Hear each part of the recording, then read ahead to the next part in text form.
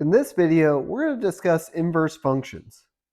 So the idea is that if we had an original function, let's say some f of x, this function might take in an x as an input and produce a y as an output.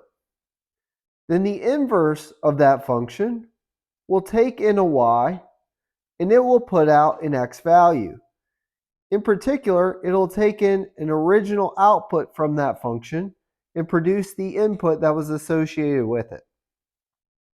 The notation of this is that if a function was f of x equals y, then the inverse of that function will be f inverse of y equals x.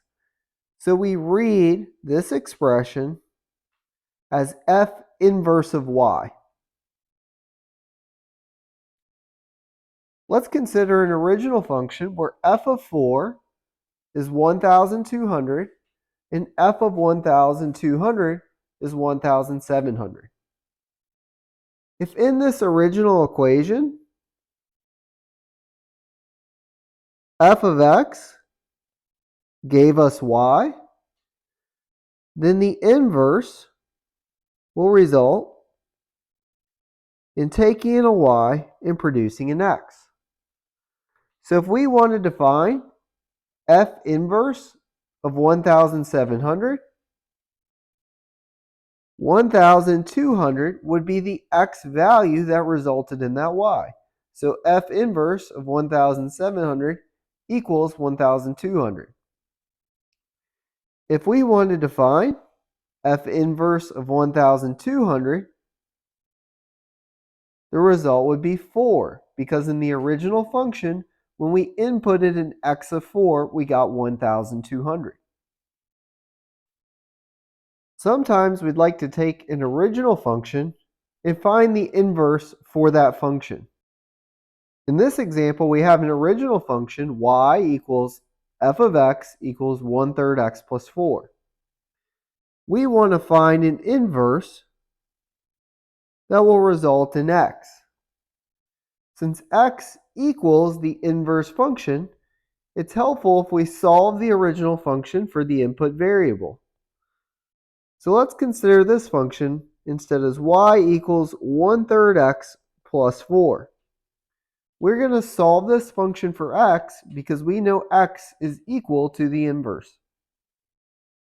So we could begin first by subtracting 4 from each side, resulting in y minus 4 equals 1/3 x. And to solve for x, we can multiply each side by 3. Simplifying that expression, we'd get 3y minus 12 equals x. What this shows is that since x is actually equal to the inverse, we can replace x with our inverse notation and say f inverse of y equals 3y minus 12. What this will allow us to do now is input a y and find the x that would correspond to it from the original function. An important property of inverse functions is that if you take the original function and compose it into the inverse, the result is just x. This is a fancy way of saying the inverse, in a way, undoes the original function. Let's look at this example where we want to verify that g of x is an inverse of f of x. If that's the case, then if we take f of x and create composition with g, the result should just be x. G of f of x should result in x. This means that 4 times 1/4 x plus 3 minus 12 should result in just x. The result would be x plus 12 minus 12, which is just x.